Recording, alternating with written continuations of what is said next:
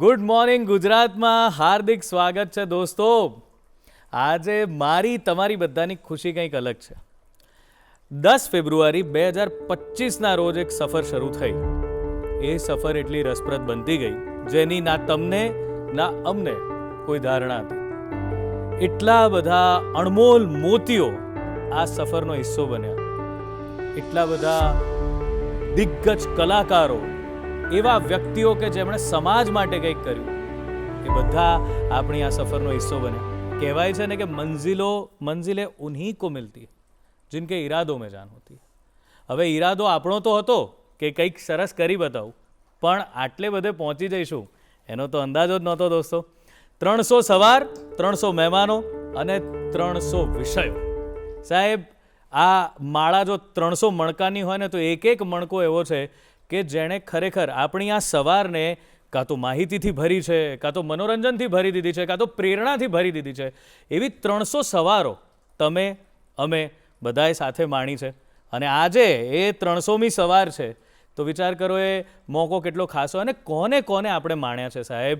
આપણે કલાકાર હોય, ડૉક્ટર્સ હોય, રમતવીરો હોય કે પછી યુપીએસસીની પરીક્ષાઓ આપનાર, સમાજને કંઈક માર્ગદર્શિત કરનાર એવા લોકો હોય. જેમ કે હું આપને યાદી ગણાવું તો આપણા રાવણ હથ્થાના બહુ જ જાણીતા કલાકાર એટલે કે અમૃતલાલ બારોટજીનો રાવણ હથ્થો હોય કે પછી અઘોરી મ્યુઝિકથી આપણે સૂફી અને ફ્યુઝનના રંગો જાણ્યા હોય. અરે આપણે વૈશાલીબેન ગોહિલના કંઠે લગ્ન ગીતોની મજા માણી હોય, એ રમઝટ બોલાવી હોય કે પછી આપણે ત્યાં આવ્યા હોય એવા રમતવીરો કે જેમણે આપણને ગજબ પ્રોત્સાહિત કર્યા હોય, મોટિવેટ કર્યા હોય. ધર્મેન્દ્રસિંહ વાઘેલાએ પાઘડી બાંધવાની પરંપરાગત કળા જેને જીવંત રાખી છે એના વિશે વાત કરી હોય. અને મનસુખભાઈ પ્રજાપતિને તો કેવી રીતે ભૂલાય. હા, માટીની કલાને વિશ્વ ફલક પર લઈ જનાર તેઓ છે. તો આવા વ્યક્તિઓ આજે આપણી સાથે અહીંયા આ જ મંચ પર આવ્યા છે અને આપણને ખૂબ બધું આપીને ગયા છે. તો આટલા કલાકારો આવ્યા હોય. ફિલ્મ જગતની વાત કરીએ તો રોનક કામદાર હોય, શરદ ઠાકર સાહિત્યકાર હોય કે ડૉક્ટર પ્રતિભા અઠવલે હોય જે ડેન્ટિસ્ટ છે, વિરાજ ભટ્ટ સંગીતથી, શાસ્ત્રીય સંગીતથી જેમણે ખરેખર સમાજને અને કળાને ઘણું બધું આપ્યું છે, માઇથોલોજીના લેખક દર્શિલ હોય કે પછી આપણે દેવાંશી રાણાની વાત કરીએ કે જે પેરા સ્વિમિંગમાં પોતે જીતી ચૂક્યા છે. આવા કેટલાય કલાકારો દોસ્તો આપણા આંગણે આવ્યા અને આ બધાની વાતો અને જીવન આપણે માણ્યા અને જાણ્યા. પણ તમને શું લાગે છે સાહેબ, આ તો 300મો એપિસોડ છે, તો આજે કેવા મહેમાન હોવા જોઈએ? આજે એવા મહેમાન હોવા જોઈએ કે જે આપણા ગુજરાતની ઓળખ હોય, કારણ કે આ ગુડ મોર્નિંગ ગુજરાત શો છે. સો સાહેબ, એવા મહેમાન કે જેમના કંઠથી, જેમના વિચારોથી, જેમના વર્તનથી ગુજરાતીપણાની સુગંધ આવતી હોય, ગુજરાતી માટીની સુગંધ આવતી હોય, એવો એમનો ઘેઘૂર કંઠ કે જે આપણને ગુજરાતી સંગીતની તાકાત ફીલ કરાવી જાય. એવા મહિલા ગાયકોમાંના એક કે જેમણે ખરેખર ગુજરાતી સંગીતને એટલું બધું આપ્યું કે જે ઓળખ બની ગયા કે એમનો અવાજ ક્યાંય પણ સંભળાય તો આપણને ખબર પડી જાય કે આ તો છે આપણા સૌના ચહિતા અને આજના 300મા એપિસોડની શાન ફરીદા મીર. તો ફરીદાબેન, મને તો આજે બહુ જ આનંદ છે અને ખાસ તમે આવ્યા છો એટલે વધારે આનંદ છે. તો મારે બીજું તમે કંઈક બોલો એ પહેલાં કંઈક ગાઓ. તો મેં જે અવાજની વાત કરીને એ મારે આજે ફીલ કરવો છે, પ્લીઝ. આમ તો મને આનંદ એ છે કે મારી ઓળખ એક ગુજરાતી સિંગર તરીકે છે જી, અને ગૌરવ થાય અંદરથી કે લોકો મને સિંગર તરીકે ઓળખે છે અને એ ફોક સિંગર તરીકે. અને એમાં મારી ઓળખાણ મારે આપવું હોય તો હું જે બાજુની છું, જ્યારથી હું આવું છું એનું હું એકાદું ગીતની કડી સંભળાવું ત્યારે એ ઝુંડાણામાં જાઉં કે દામો કુંડ નાવો, ઝુંડાણામાં જાઉં કે દામો કુંડ નાવો, હાલ તને હાલ સૌરાષ્ટ્ર બતાવું, એ હાલ તને હાલ મારો દેશ બતાવું. ક્યા વાત હે. તો ફરીદાબેન, 14 વર્ષની ઉંમરથી આપે સંગીતમાં એકદમ એક્ટિવલી પાર્ટિસિપેશન શરૂ કરી દીધું, પણ આપ મીર છો એટલે આ તો વાત કહેવા જેવી જ નથી કે કળા તમારામાં ના હોય તો ક્યાં હોય. તો પરિવારમાં કેવું વાતાવરણ હતું? નાનપણથી કેવા વાતાવરણમાં આપ ઉછર્યા?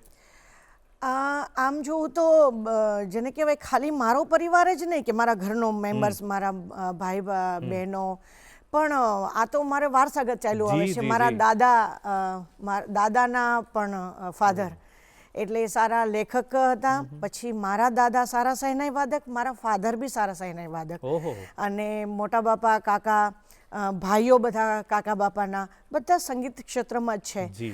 પણ જેને કહેવાય ને કે લેડીઝો બી મીરની દીકરીઓ તો અવાજ તો હોય જ છે.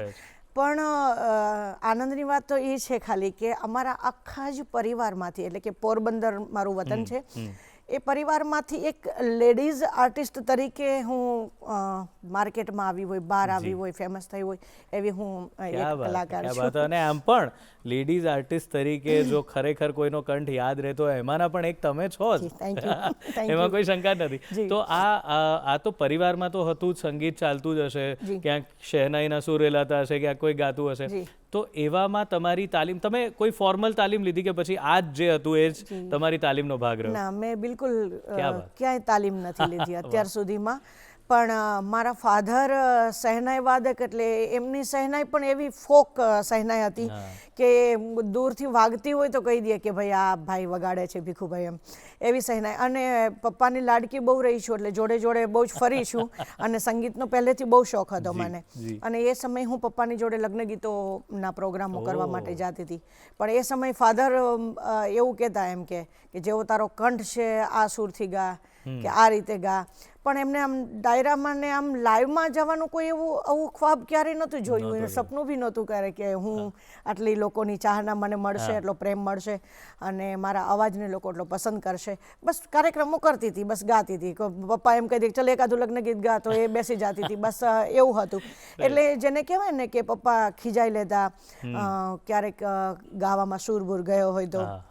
અને મારા બંને ભાઈઓ ચાંદ અને સૂરજ, એ ઉંમરમાં હું એનાથી મોટી છું, પણ એ બંને મારા કરતાં સિનિયર છે સંગીત ક્ષેત્રમાં. કે એ કલ્યાણજી આનંદજી નાઇટમાં બંને ભાઈઓ પરફોર્મન્સ આપ્યું છે, મારા ફાધરે પણ. અને પપ્પાએ એ બોલિવૂડ લાઈન જ જોઈ છે, અને મેં બધાને લાઈવ સાંભળ્યા છે, જેમ કે ઉદિત નારાયણજીને, અલકા યાજ્ઞિકજીને, આ બધાને મેં લાઈવ સાંભળ્યા છે. એટલે મારા દિમાગની અંદર આ સંગીત તો પહેલેથી જ ભરાયેલું જ હતું. પણ ક્યારે આવું ખ્વાબ નહીં ના, એક કોઈ સપનું જોતું હોય લાઈફનું કે હું અહીંયા પહોંચીશ, હું અહીંયા પહોંચીશ, એવું ખ્વાબ ન જોઈએ તો પણ તમારી કિસ્મત અને ઉપરવાળાની મહેરબાની હોય ને તમને પહોંચાડી દે. એનું હું જીવતો જાગતો પરચો છું. અને કહેવાય ને કે તમે એ સપનું તમે જોતા નથી બંધ આંખે, ખુલ્લી આંખે જીવો છો, એટલે એ તમારું સફળ થયું છે. 100%. અને મહેનત પણ, મહેનત તો ખૂબ.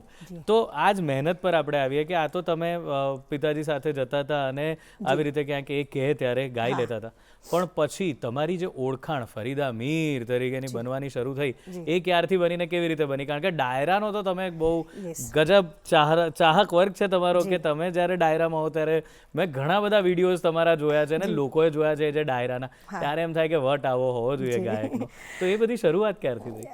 પહેલી વાત તો એ છે કે આપે કહ્યું કે એક લોકોમાં એક ડાયરાની આજની ઘડી સુધી પણ ચાહના છે, લોકોએ જે મને પ્રેમ આપ્યો છે એનું એક કારણ હું માનું છું ત્યાં સુધી એ બી છે કે મેં ક્યારેય કોઈની નકલ નથી કરી. ઓરિજિનલ અવાજમાં જ જે મને ગમ્યું અને મેં એ પીરસ્યું છે મર્યાદામાં એક લોકોને. અને બીજી કે મને જે ફરીદા મીર નામના મળી, એ નામના મને જોલી મેરી ભર દે જે મારું ભજન છે. અને આજની ઘડીએ પણ લોકો પ્રોગ્રામમાં આ ભજનની ફરમાઈશ કરે છે. થેન્ક્સ ટુ બજરંગદાસ બાપુ, ખૂબ ખૂબ આભાર માનું છું, એમના આશીર્વાદ છે મારી ઉપર કે એ સમયે બજરંગદાસ બાપુના ભજનો અને હાલની ઘડીએ પણ બાપાના ભજનો મારી પાસે ગવડાવે છે. અને બીજી જે શરૂઆતો બધી થઈ એ મારી જેમ કેસેટો બધી માર્કેટોમાં આવી, એને લઈને લોકોએ વધારે બજરંગદાસ બાપુના ભજનોને વધારે. અને બેવફાના ગીતો પણ એ સમયે મેં ગાયા હતા લોકોને, ગહેરાઈ કે આંસુ ગમ, જે લોકોએ ખૂબ પસંદ કર્યું હતું મારા હિન્દી. આમ તો કે એ ગીતોની શરૂઆત જ બેવફાની મેં કરી હતી. પણ એ વખતે થોડા વધારે મિનિંગફુલ હતા. યસ, પણ એ બી હતું અને મેં પછી એ બધા ગીતોને પકડી નહોતા રાખ્યા. ઓકે, લોકોને ગમે છે એ ને મેં તમારી ગાયા, ઓળખાણના બની ગયા. પણ મેં ભજનોને મને વધારે એ ગમતું હતું કે હું ભજનો ગાઉં ને લોકો મને એનાથી ઓળખે. જી, તો જેની સૌથી વધારે ફરમાઈશ આવે છે ઝોલી મેરી ભર દે, એ જરા થઈ જાય. અમારી પણ ફરમાઈશ છે ને અત્યારે જે કરોડો લોકો જોઈ રહ્યા છે એમની પણ છે. 100%. આમ તો જનરલી હું ડબલ અવાજમાં ગાતી હોઉં છું અને લોકો એ પસંદ કરે છે, પણ થોડું હાર્મોનિયમ વગર એ થોડું મુશ્કેલ થશે. પણ હું આપને એક બે લાઈન ખાલી આપને સંભળાવી દઉં. એ ઝોલી મેરી ભર દે ઓ બગદાણ વાલે, ઝોલી મેરી ભર દે ઓ બગદાણ વાલે, બેડા પાર કર દે, ઝોલી મેરી ભર દે, બેડા પાર કર દે ઓ બગદાણા વાલે, બેડા પાર કર દે ઓ બગદાણા વાલે. ક્યાં વાત, વાહ. આ જે રણકો છે એ જોવા નથી મળતો. ક્યાં વાત.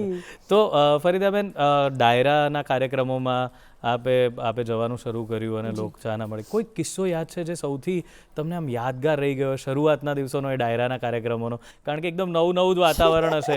પેલા તો પપ્પા સાથે જતા હોય એટલે એ બધું કે એમ કરવાનું ને પછી નહીં, પણ પેલું તો જાતે અને પાછો ડાયરો એટલે તો બહુ લોકોની અપેક્ષા હોય અને કેવા કેવા કલાકારો હોય એ વખતે તો દિગ્ગજ. તો એનો કોઈ કિસ્સો યાદ છે?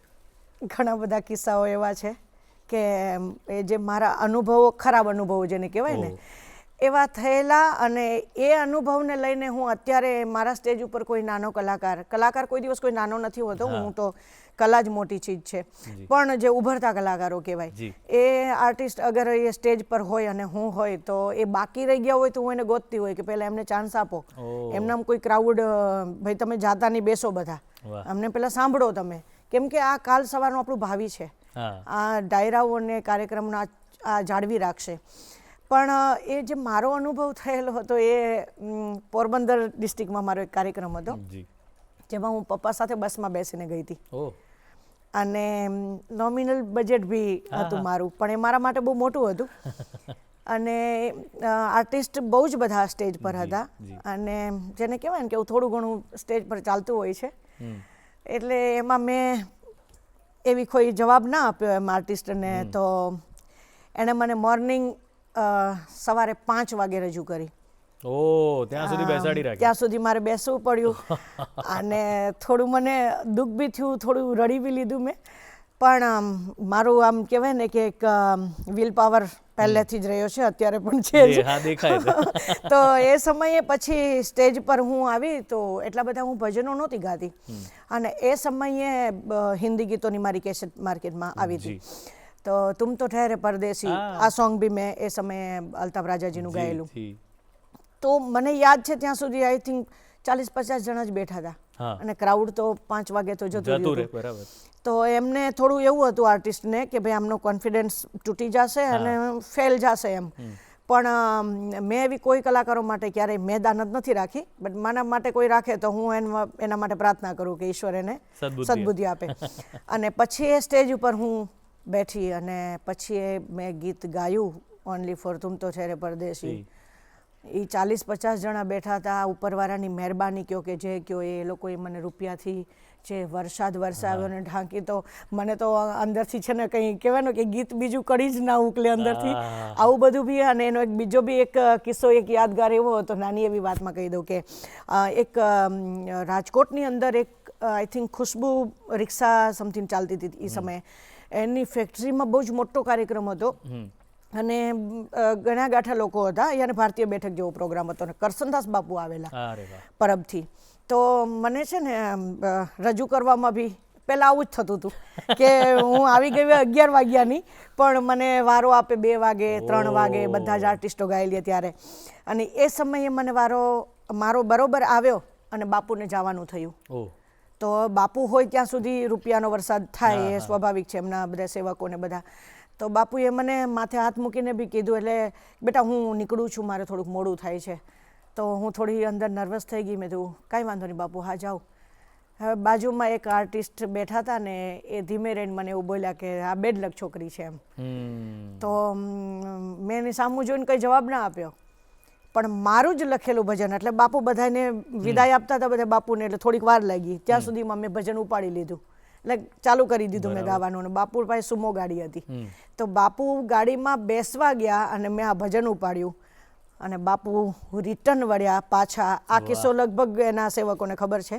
બાપુ પાછા વળ્યા અને ઊભા રહી ગયા અને કે લાવ બધાને કે અને 100 વાળું બંડલ લઈ અને જે મારી ઉપર વરસાદ કર્યો છે બાપુએ, તો હું બાપુને પગે લાગી ગઈ. પછી બાપુ 5 વાગ્યા સુધી રોકાણા. પછી પોતે ગાવા માટે બેઠા અને એ બધું થયું. પણ જે આર્ટિસ્ટે મને કહ્યું હતું ને એને મેં પહેલાં કહું નહીં ત્યાં સુધી મને થોડું ઘરે ઊંઘ ના આવત તો મારા સ્વભાવ મુજબ, તો મેં એને ખાલી એટલું કીધું, મેં કીધું આને બેડ લક ના કહેવાય પણ હંમેશા ધીરજ છે ને એ બહુ જ ધીરજના ફળ બહુ જ મીઠા હોય છે. અને આ બધા સંતો મહંતોના જે આશીર્વાદ છે ને એના કારણે જ હું ટકી રહી છું હજી સુધી. વાહ વાહ વાહ ફરીદાબેન, ક્યાં વાત છે. બહુ જ સરસ પ્રેરણાદાયક વાત હતી આ તો, કે કલાકારના જીવનમાં આ એક ફેઝ આવતો હોય છે પણ જો તમે કીધું એમ કે હિંમતથી ટકી રહે તો જ આગળ જતો હોય. હું છે ને ભાઈ આશીર્વાદને ખૂબ માનું છું કે તમે એમ કહો કે આમ સમથિંગ તો આપણે કાંઈ નથી. ફરીદા મીર પણ કંઈ જ નથી. ચાહક વર્ગ તમારો તમને ચાહે છે ત્યાં સુધી તમે છો. એની સામે તમારું એ ઘણા આર્ટિસ્ટનું હું જોઉં આમ જે એટીટ્યુડ હોય છે, જે કોઈને જે માતાજી ન કરવા, કોઈને બોલાવ ના. આપણે મને નાનો માણસ કોઈ નજરમાં આવતો હોય ને કદાચ મારું કોઈ કમાન્ડો પ્રોટેક્શન કોઈ નહીં તો હું ભાઈ તું ઊભો રહે, તને ના ખબર હોય આને કેટલી રાહ જોઈએ છે મને મળવા માટે, એટલે હું એને નજીક જઈને મળું. અને એ મને ખૂબ અંદરથી એટલું ગમે છે કે બસ એ રાજી થાય છે ને, એ રાજી થાય છે એના કારણે આપણે ચાલીએ છીએ. વાહ વાહ ફરીદાબેન, ક્યાં વાત છે. તો આ તો થઈ વાત કે આવા અનુભવોની, પણ એકદમ કોઈ સુખદ, તમે જેમ હમણાં એક સરસ વાત કરી કે ભાઈ કોઈ માણસ રાહ જોઈને ઊભો હોય, પણ એકદમ સુખદ કે તમને એમ થયું હોય કે વાહ આટલું બધું લોકો ચાહે છે મને, આટલું બધું એ કરે છે, એવું કોઈ, એટલે જેને આપણે ફેન મોમેન્ટ કહીએ ને કે ફેન માટે તમે કેવા છો, એવો કોઈ પ્રસંગ યાદ છે તમને? ઘણા બધા પ્રસંગ છે આવા. હા ઘણા જ હશે, પણ એમાં એક કદાચ એ મારો કાર્યક્રમ જોતા હશે ને તો એને ખૂબ આનંદ થશે, એ છોકરીને પણ. અત્યારે હું એના કોઈ કોન્ટેક્ટમાં નથી, ઘણા ટાઈમ થઈ ગયો છે. અને બહુ વર્ષો પહેલાં તો શું સોશિયલ મીડિયા હતું નહીં, એક ખાલી મોબાઈલ પહેલાં નાના હતા. તો એ છોકરી ચિત્તલ ગામની હતી, અમરેલીની બાજુમાં. મને ખબર નહીં કે મને આટલી બધી ચાહે છે, આપને તો એવું ખ્યાલ ના હોય, પણ એ વારંવાર જય માતાજી કરે, ફોન કરે, તો એને જય માતાજી કરી લેતી હતી. હવે એક પળ એક એવી બની કે હું સૂતી હતી ને એનો કોલ આવ્યો અને મારા મમ્મીએ ફોન રિસીવ કર્યો. અને મારા મમ્મીએ ખાલી એટલું કહી દીધું કે ના બેન વાત નહીં કરે, અત્યારે સૂતી છે, બસ ખાલી એટલું જ કીધું. એ છોકરી 2 દિવસ જમી નહીં. એટલે મેં કીધું કે પાછો એમના ભાઈનો ફોન આવ્યો. એટલે મારા મમ્મી કે આ કોઈ છોકરી છે, એમના ભાઈનો ફોન છે ને કાલે એનો ફોન આવ્યો હતો, બેટા એકવાર વાત કરી લે ને. હા મમ્મી દેવાય ને મને, એમાં શું. મેં વાત કરી તો મને કહે છે કે બેન એક આઈ થિંક રંજના નામ હતું એનું, મને કે એ જમી નથી 2 દિવસ ત્યાં. મને ટેન્શન આવી ગયું, શાના માટે નહીં જમી, કે તમારી સાથે વાત નથી કરીને. એટલે થોડું મને દુઃખ બહુ થયું. મને છે ને હું પાછી અંદરથી બહુ કોમળ છું. મેં કીધું કે હા એવું થોડું બને, મને વાત કરાવો મારી સાથે. એને મારી સાથે વાત કરી, પછી એક પ્રોમિસ લીધું મારી પાસેથી, બેટા આવું નહીં કરવાનું ક્યારેય, જમવું નહીં. આ મારી એવી ઈરાદો ના હોય કે હું તારી સાથે વાત ના કરું. મને કે એક મને પ્રોમિસ કરો તો હું બીજી વાર આવું નહીં કરું. મેં તો હા બોલ, મારા મેરેજમાં તમારી હાજરી હશે તો હું ફેરા લઈશ. અને મેં એને પ્રોમિસ કર્યું ને, પ્રોમિસ મેં પાડ્યું હતું. હું સ્પેશિયલી મારો પ્રોગ્રામ હતો તો બી દિવસ દરમિયાન હું એના ત્યાં આગળ મેરેજમાં ગઈ હતી અને હું એના ફેરા થયા ને ત્યાં સુધી હું રોકાણી હતી. એટલે મને આનંદ એ વાતનો થાય કે એ ખુશ છે ને, આપણા થકી અમારી ભાષામાં એમ કે આપણે ખેરાત દેવી, એ પુણ્યનું કામ છે. તમે કોઈને તમારા થકી કોઈ ખુશ થાય છે ને એ બી એક ખેરાત છે, ડોનેશન કહીએ ને. યસ, એટલે એ બી છે જે હું પહેલેથી શીખી છું આ. અને આ હું કરતી આવું છું. કોઈની સાથે તમે 2 મિનિટ વાત કરી લ્યો છો તો એનો આનંદ જે હોય તમારા માટે કોમન છે, વાત કરી લીધી કે ફોન મૂકી દો, એનો આનંદ કેટલો બધો હશે. અને હંમેશા અંદર ઈશ્વર રહે છે. હવે એ રાજી થાય છે એટલે ઈશ્વર રાજી થાય છે. આ બધા આશીર્વાદ છે, એને મેળવતું રહેવું જોઈએ. ક્યાં વાત છે ફરીદાબેન. તો ભાઈ જેમનો કંઠ તો એકદમ ઘેઘૂર છે, જોરદાર છે, દમદાર છે, પણ અત્યંત કોમળ અને સંવેદનશીલ છે ફરીદા મીર. આ એમની બાજુ છે, એમનું પાછું ઘણા બધા નહીં ખબર હોય, પણ બહુ મજાની વાતો ચાલી રહી છે. અત્યારે સમય છે એક વિરામનો, તો મળીએ વિરામને પહેલે પાર. ગુડ મોર્નિંગ ગુજરાતમાં સ્વાગત છે વિરામ બાદ આપનું દોસ્તો. અને ફરીદા મીર છે આપણી સાથે આજના 300મા એપિસોડમાં. અને ફરીદાબેન સાથે બહુ જ મજાની વાતો ચાલી રહી છે. અત્યારે તો આપણે એમના સંગીત વિશેની વાતો કરીએ છીએ, પણ હવે ફિલ્મની વાતો કરવાની છે. ફરીદાબેન, તમે બહુ જ સુંદર અદ્ભુત ફિલ્મો કરી, લગભગ 10 જેટલી ગુજરાતી ફિલ્મો કરી. અને એ ફિલ્મનો તમારો અનુભવ, સફર કેવો રહ્યો? કારણ કે મને તો એવું લાગે છે કે જે લોકોએ તમને ત્યાં જોયા છે એમના માટે તો એક લોટરી જ હશે કે ફરીદાબેન તો આ પિક્ચરમાં છે. આવું થયું જ હતું. મારું પહેલું મૂવી હતું દીખડાહારો દશામાં, જે પ્રોડ્યુસરે મને એવી રીતે બોલાવી કે તમે આવો, તમારું કામ છે. ત્યારે હું રાજકોટ રહેતી હતી અને ત્યારે મને બોલાવી, મને કે આ સાઇન પકડો કે મારે સોંગ ગાવાના છે એમનું. હા, સોંગ તો ગાવાના જ છે, તમે આ મૂવીમાં હિરોઈન છો. મેં કીધું આ મારું કામ નથી. મેં વિડીયો આલ્બમો કર્યા છે, બટ એ મારું કામ નથી. એ બધું થઈ જશે, તમે સાઇન પકડો. અચ્છા, ગીતો બધા મેં ગાયા હતા, પણ થેન્ક્સ ટુ હિતેન કુમાર, જેણે મારું ફર્સ્ટ મૂવી એમની સાથે હતું. અને ઘણું બધું, જોકે મારો શોખ બી હતો, અને પણ મને એવું નહોતું કે હું ક્યારેય હિરોઈન બનીશ. પણ એમણે મને ડાયલોગ બોલવામાં, કેમ કે આ બધું ઇઝી નથી, આ લોકો કરતા હોય છે પણ ખૂબ મહેનત હોય છે, ત્યારે 3 કલાકની મૂવી બનતી હોય છે. તો મને એમણે ખૂબ, જેને કહેવાય ને કે શીખવ્યું મને આમ બોલવાનો, ડાયલોગ આમ બોલવાનો, આમ છે તેમ છે, એ કરીને મને ઘણું પ્રોત્સાહિત કરી હતી. અને અભિલાષભાઈ, હિતેનભાઈ, આ બધા હતા તો હું દશામામાં. અને એ દશામા મૂવી એટલું બધું ચાલ્યું ભાઈ કે આજની ઘડી સુધી બી દશામાના વ્રત આવે છે તો એ મૂવી રિલીઝ થાય છે જે ચેનલોમાં. તો લોકો મને, ફરીદાબેન તમને કાલે જ જોયા આ મૂવીમાં, જે લોકો ખૂબ ખુશ થયા હતા. અને ખૂબ મર્યાદિત મૂવી હતું. અને મેં અત્યાર સુધી જેટલા મૂવી બી કર્યા એમાં ટૂંકમાં સારો એવો અભિનય કર્યો હતો. બિલકુલ. તો આ 10 મૂવીમાં એટલે પછી એવું થયું કે આ એક તો તમારું પિક્ચર આટલું હિટ થયું, પછી તો ઓફર્સ બહુ જ બધી આવતી હશે. તો પણ હા, હું આજ પૂછવા માંગતો હતો કે આવતી જ હશે, પણ તમારો જે પ્રકારનો નેચર છે એ રીતે જો બીજા કોઈ હોત તો 100 મૂવી જ કરી નાખી હોત. હા, તમે એમાંથી સિલેક્ટ કરીને 10 કરી છે, તો એ શું, એ ફેઝ કેવો હતો? કારણ કે અત્યારે તો એવો ટ્રેન્ડ પહેલેથી છે કે એક ફિલ્મ હિટ થાય એટલે લાઈન લાગી જાય કે ભાઈ મારી પણ કરો, મારી પણ કરો. તો કેવો પછીનો અનુભવ? એમાં એવું હતું કે ઓફરો આવતી મને, પણ મને પહેલેથી છે ને ડાયરા પસંદ હતા. અને એને હું ખૂબ મિસ કરતી હતી રોજ રાતે, કેમ કે 15 દિવસ, મહિનો શૂટ ચાલે.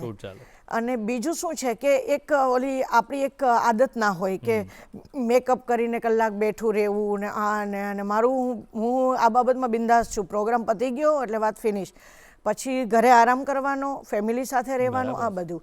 પછી એટલી બધી બહુ મને જરૂરત બી નહોતી કે ભાઈ મને ફેમસ થવું છે તો એ જોઈએ. મને ડાયરામાં લોકોએ ખૂબ પ્રેમ આપ્યો છે, પણ લોકોની ચાહના અને માંગને કારણે હું આટલી મૂવી મેં કરી.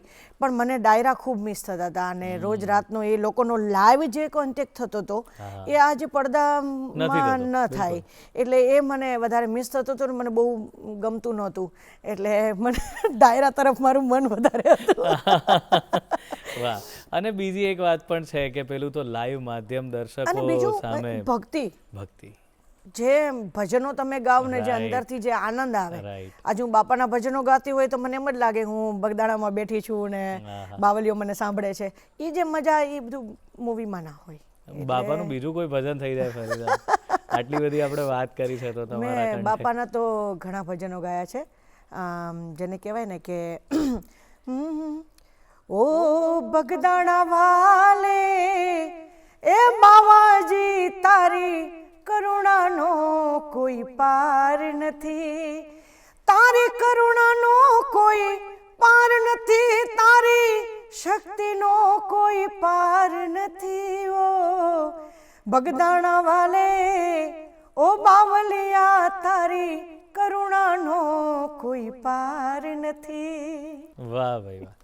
તો મને લાગે છે આ તમે કરુણાની વાત કરી, ભક્તિની વાત કરી, તો મને લાગે છે એ ભક્તિ જ છે જે તમારું એક બીજું પાસું છે જે બધાને ખબર નહીં જ હોય, અને એ છે સેવા કાર્યનું. તમે બહુ જ સેવા કાર્યોમાં એકદમ ડીપલી રત રહો છો, કરો છો.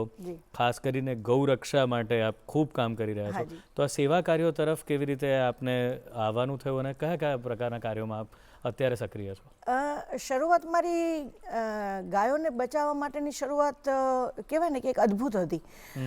અમે લોકો હું રાજકોટ રહેતી ત્યારે મારા મમ્મી બધાને પાછું એવું નહીં હું એક જ સેવામાં, મારા ભાઈઓ મારી મમ્મી બધાને ઇન્ટરેસ્ટ એમ કે કાંઈ અમે નીકળ્યા હોય કોઈ જગ્યા પરથી, આ તમને હું પહેલાં તો ગાયોની વાત કરી દઉં કે અમે લોકો મારા રાજકોટના ઘરે હોય, ફ્રી હોય, અમારા શો ના હોય તો અમે લોકો બિંદાસ રીતે ક્યાંય નહીં ચલો ખુલ્લી હવામાં બેસ્યા તે, અને આવું કંઈ મેં જોયું હોય તો એક એવી રીતના ગાડી નીકળી હતી. તો મેં કીધું આ ખીચોખીચ ભરી છે તો કોઈ ગૌશાળામાં તો જાતી હોય એવું ભાઈ મને નથી લાગતું. મારો ભાઈ ચાંદભાઈનો મને ખૂબ સપોર્ટ હોય છે દરેક વાતમાં, અને અત્યારે બી મારું બધું એ જ સંભાળે. તો મેં કીધું ભાઈ તો આપણે રોકીએ એમને, પણ મેં કીધું આપણે એવી રીતે કેવી રીતે રોકી શકીએ એમ કે, તો પણ મેં ચાલ જોઈએ તો ખરી, જે થાય એ જોઈ લેશું. એટલે અમે ગાડી આડી નાખી તો એને ભગાવવાની કોશિશ કરી, એટલે મને શક પડ્યો કે તો કંઈક છે જ આ શંકાસ્પદ. પછી અમે મહામહેનતે ઊભી રાખી અને જોયું તો પેલા ગાયોના પેલા પગને આમ હાથ બાંધેલા ના તેને, જે મારાથી ના જોવાનું મારા સ્વભાવ મુજબ. એટલે અમે એની પાસે બધું પૂછ્યું ને બધું એ કહ્યું તો એમનું થોડું ગેંગે ફેંગે થતું હતું. એટલે પછી અમે કોઈ ગૌશાળામાં ફોન કર્યો કે આમાં શું આગળ કરવું જોઈએ, જેની અમને ખબર નથી પડતી મને. પછી બધા જે અમુક બરોડામાં બી બધા ભરવાડ સમાજના મિત્રો છે બધા, એણે મને પછી સપોર્ટ કર્યો. એક બાબુભાઈ કરીને દેસાઈ હતા, એમણે મને સપોર્ટ કર્યો. પછી એને લાગ્યું કે આ એકદમ બાહોશ લેડીઝ છે અને આમાં એમને ઇન્ટરેસ્ટ છે એટલે આ કામ કરશે.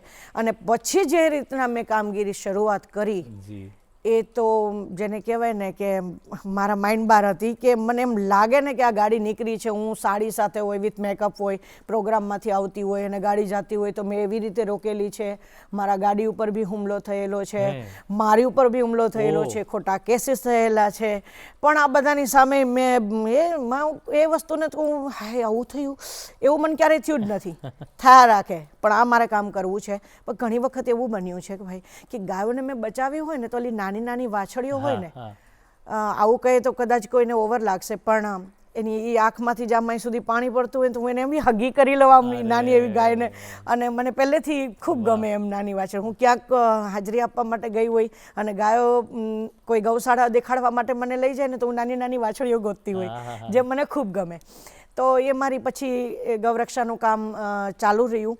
પણ એને લઈને મને ઘણા વિદેશો જવામાં અને ઘણા પ્રોગ્રામોમાં ને મને ઘણા પ્રોબ્લેમો થયા એટલા વર્ષ સુધી. પણ મેં એવું જ નસીબમાં રાખીને ચાલ્યું કે મારું નસીબમાં હશે બહાર જવાનું તો હું જઈને જ રહેવાની છું, પણ આ કામ તો હું કરીશ. પછી મારા ફેમિલીને બી આના લઈને ઘણા પ્રોબ્લેમો થતા હતા બધા. પછી બીજી વાત કે ગાયોનું તો કામ હું કરું, પણ અમે લોકો કાર્યક્રમમાંથી આવતા હોય કે જતા હોય જેમાં કોઈ એક્સિડન્ટ થયેલું હોય, કોઈ એમના પડેલું હોય, કોઈ એમ્બ્યુલન્સ બોલાવ્યું હોય જેને વાર લાગે એમ હોય, તો પછી મારું મન ના માને કે ઓહો અચ્છા આવું એક્સિડન્ટ થયું છે, ઓકે ચલો હવે આપણે નીકળ્યા, ધ્યાન રાખજો. ને આવું કશું એ મેં મારી ગાડીમાં નાખેલા છે અને એને હોસ્પિટલ પહોંચાડું, ભલે હું પ્રોગ્રામમાં લેટ પહોંચું. પણ હા તું ફરીદા મીર છે ફલાણું હોસ્પિટલ, મેં કે તમે પહેલાં અમને સારવાર કરો અને પછી ત્યાંથી પછી હું નીકળી ગઈ હોય, પણ મેં એને હોસ્પિટલ પહોંચાડેલા છે. આવા ઘણા બધા કેસ છે કે જેને મેં મારી ગાડીમાં, અને મારી ગાડી એકદમ લોહીથી ભરેલી હોય, ક્યાં ક્યાં ગાડી ગઈ હોય, પછી હું પ્રોગ્રામમાં પહોંચું ત્યારે પાછળથી ડ્રાઈવર પૂછી નાખે. પણ ઘણા બધા લોકો એમ કે બેન આવું ના કરવું જોઈએ ને આ પછી પોલીસ કેસમાં પડવાનું થાય ના થાય.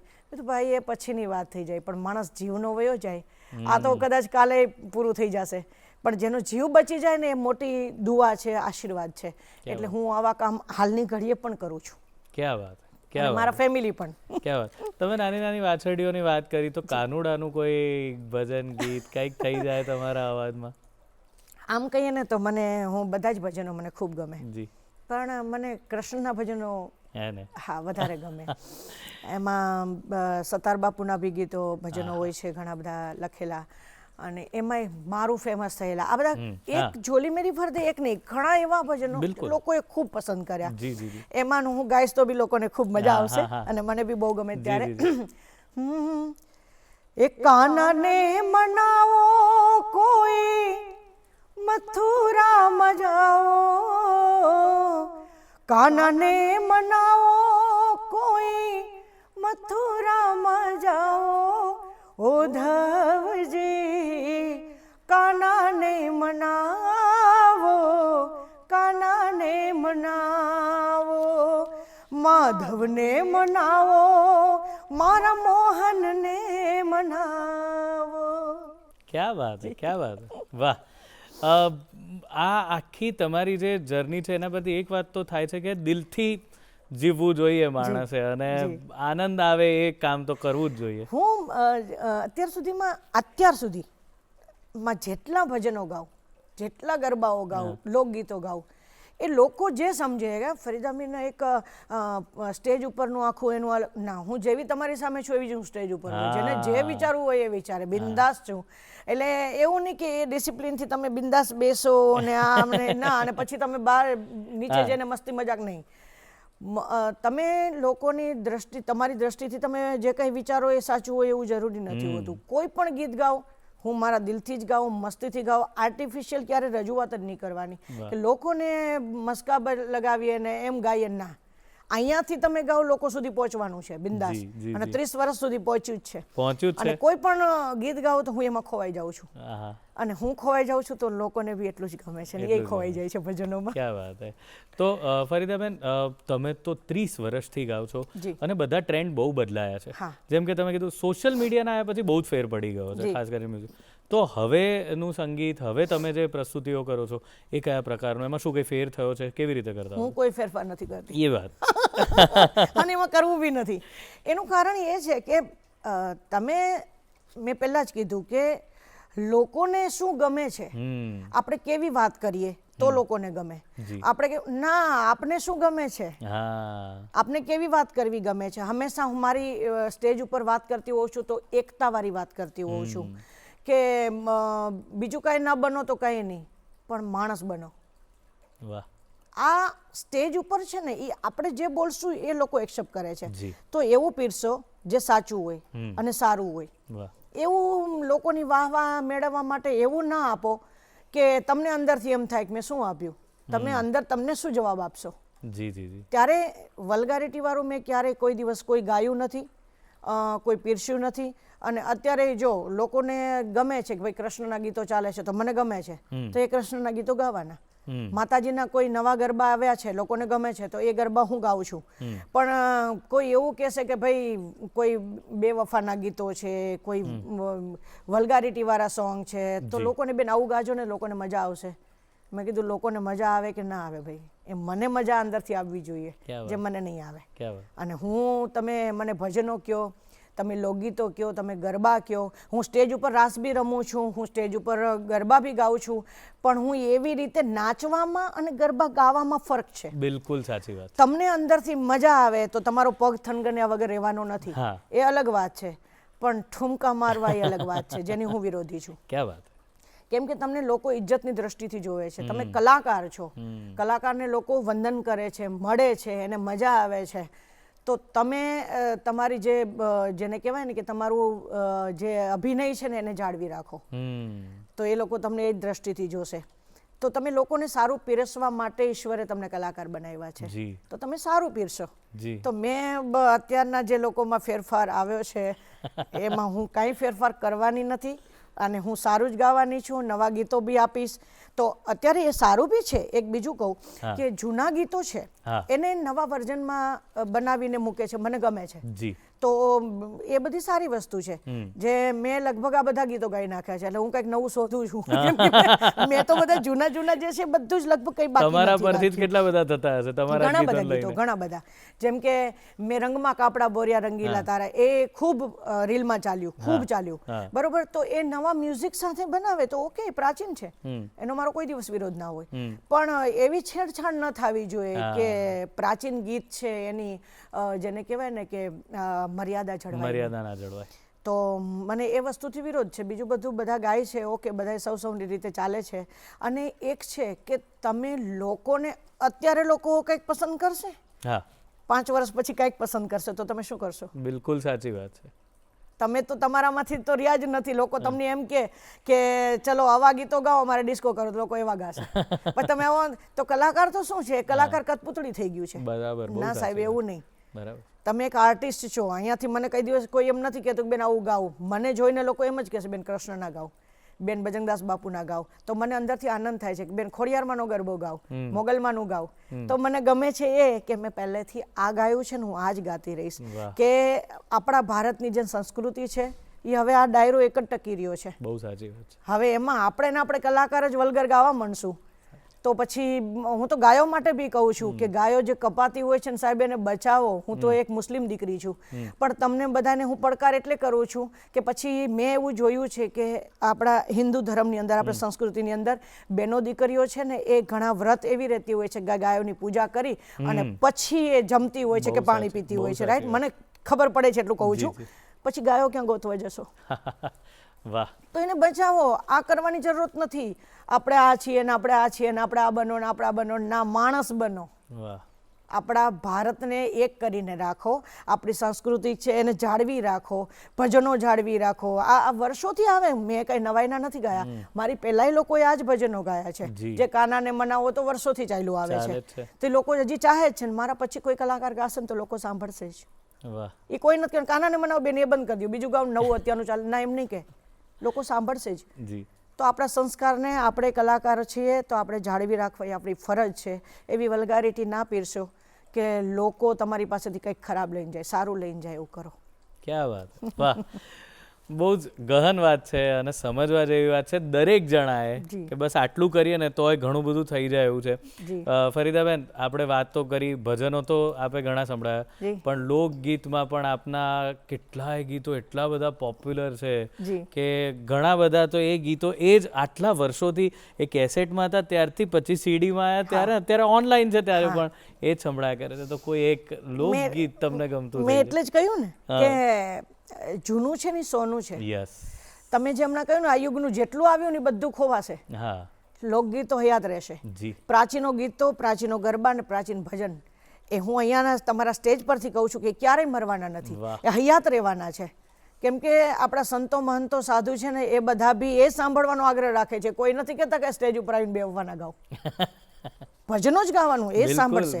ત્યારે લોકગીતો તો મેં બહુ બધા ગાયા છે, પણ જેને કહેવાય ને કે લોકોને આમ વાહ થઈ જાય છે ને એવા લોકગીતો હું ગાઉં છું. અને હું પ્રાચીન વધારે પસંદ કરું. ત્યારે માથે મટુકડે એ મહિની મેલી મૈયા રણ હાલી રે ગોકુળમાં એ મારા શ્યામ મુજને હરિવાલા એ મારા કાન મુજને હરિવાલા. ક્યાં વાત હે ફરીદાબેન.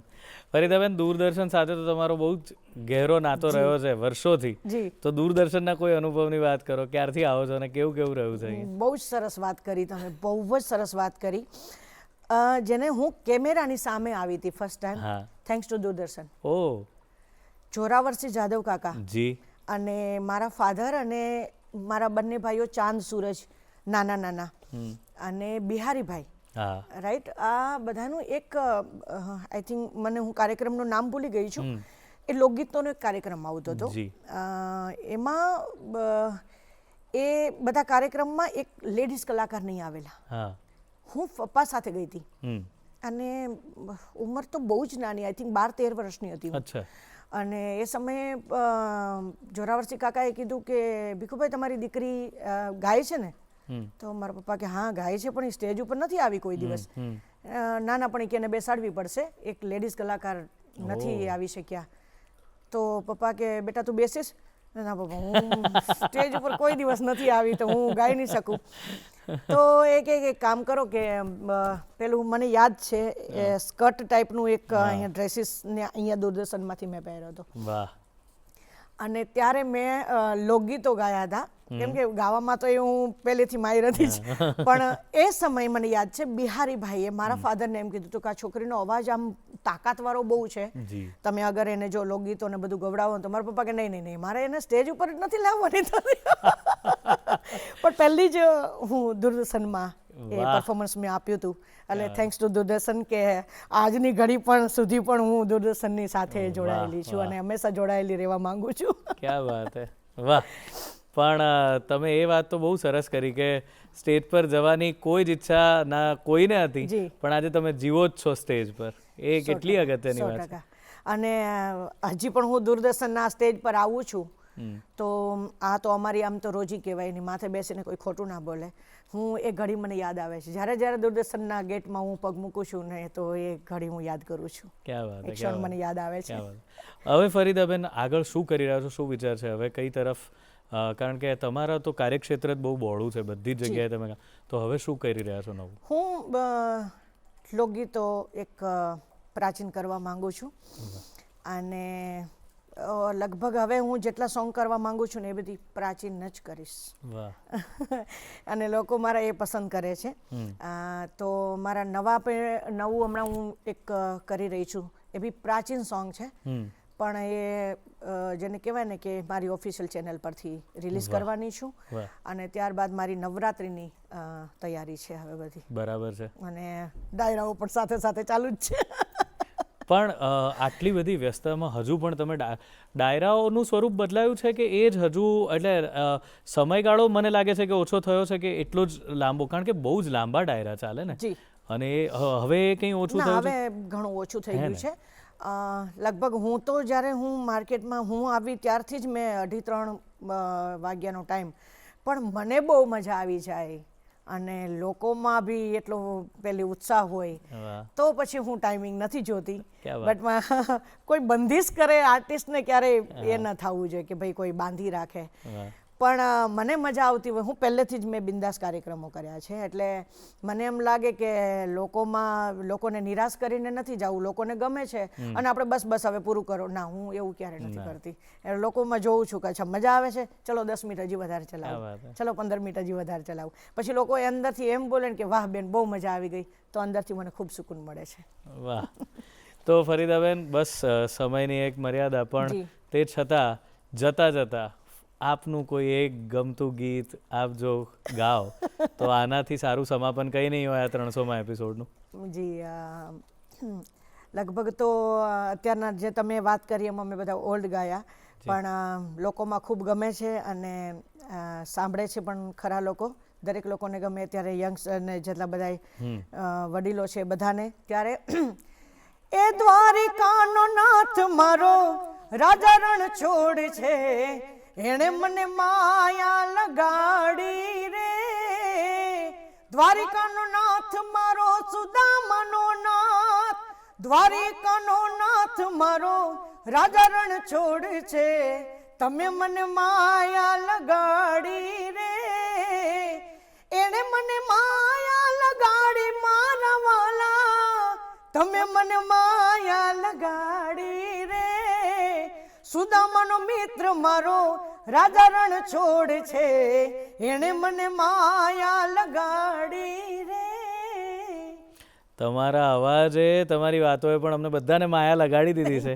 જવાનું મન તો નથી થતું, પણ આપની સાથે આ સંવાદ કરીને, આ સરસ મજાના ગીતો અને આપની ભાવવાળી વાતો સાંભળીને ખરેખર ખૂબ પ્રેરણા મળી. થેન્ક યુ વેરી મચ કે આપ આજના આ સરસ મજાના એપિસોડમાં અમારું આમંત્રણ સ્વીકારીને આવ્યા છો. Thank you. Thank you so much. તો ફરીદા મીર, કે જેમની વાતો, એટલે કહેવાય ને કે કથની અને કરની એમાં અંતર ન હોવું જોઈએ એવું કહે તો બધા છે, પણ આજે આપણે એવા વ્યક્તિને જોયા પણ ખરા કે જેમની કથની અને કરનીમાં કોઈ અંતર નથી અને જે ખરેખર લોક ચાહનાથી જ પોતાનો શ્વાસ લે છે, લોકોની ચાહના, લોકોની મરજી અને પ્રેમ, એ જ એમનું જીવન છે. એવા ફરીદા મીરને આજે આપણે મળ્યા. તો જતાં જતાં ફરી એકવાર આપને વાત કહી દઉં કે આપ આપના પ્રતિભાવો ચોક્કસથી અમને મોકલાવો. અમારું ઈમેલ આઈડી છે goodmorninggujarat@gmail.com અને અમારી યુટ્યુબ ચેનલ પર આપને આજનો એપિસોડ જોવો હોય કે ગયા બધા જ એપિસોડ જોવા હોય, આપ ગમે ત્યારે જોઈ શકો છો. તો જતાં જતાં સુંદર મજાનું ગીત આપની સામે મૂકતા જઈએ અને મળીશું આવતા એપિસોડ. રાધા ગોવાલડીના ઘર પછવાડે મોહન મોરલી વગાડે જો. રાધા ગોવાલડીના ઘર પછવાડે મોહન મોરલી વગાડે જો. રાધા ગોવાલડીના ઘર પછવાડે મોહન મોરલી વગાડે જો હીરે વાગે રે મુને ઝટપટી લાગે હીરે વાગે રે મુને ઝટપટી લાગે નૈનો માં નીંદરો ના આવે જો અરે નૈનો માં નીંદરો ના આવે જો રાધા ગોવાલડીના ઘર પછવાડે મોહન મોરલી વગાડે જો Kata que tiene puli bese pan quiere va que burni ne na hiye wala ke chete pate la ke tanu malai do dodi saki sa elisa de kar me gume jada mara na mare na yo yaad ave ek kajna man mohi kare nidiru ram kar pasari bagadi mor pichu wali mor lidura de me mere sham re sham રાણી કેવરી શાણી વાટ જોવે તારું યમુનાનું પાણી વાટ જોવે ગોકુળની શેરી વાટ જોવે ગાયો ઝાલમર હાથ રંગીલા ગુલુ પાન જોઈ તારી સોનસોનરિયા ટગમગન ટગટ પ્રેમ નિહાળતું જીવ મારા સુદર ફૂલ કે આબરાજે જાગે બોલો રાધે રાધે રાધે મનમોહન જળ સુર મનમોહક બોલતા મધુગા ગુરુના મદના મોબર કે જનની બાજી ગુરુ સેવા કરશન ગોબર ગન હદ લઈ જે જડસન પર પરસન માથી રાત લગે જાજ રાધે જા રાધે રાધા ગોવાલડીના ઘર પછવાડે મોહન મોરલી વગાડે જો ગોવાલડીના ઘર પછવાડે મોહન મોરલી વગાડે જો રાધા ગોવાલડીના ઘર પછવાડે મોહન મોરલી વગાડે જો